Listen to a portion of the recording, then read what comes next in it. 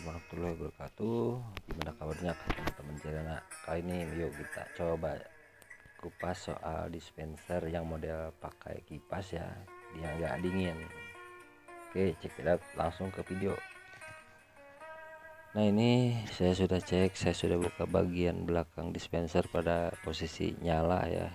Nah, ini kipasnya dia macet-macet gitu ya, nggak mau muter tuh, ya nggak stabil putarannya. Langsung aja cabut, kalian pergi ke toko spare part listrik atau spare part komputer ya. Jadi kipas ini kalian beli baru, dia itu 12 volt ya, sama dengan kipas yang dipakai di CPU komputer ya, mudah sekali dan murah sekali ya.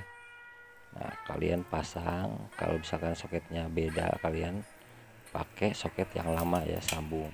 Nah, untuk yang hitam merahnya sesuaikan saja. Nah, ini sudah saya pasang, oke ya, bagus, mantap, berputar dengan kencang. Nah, ini yang bekasnya kita buang aja. Nah, ini yang baru ya, 12 volt, ingat.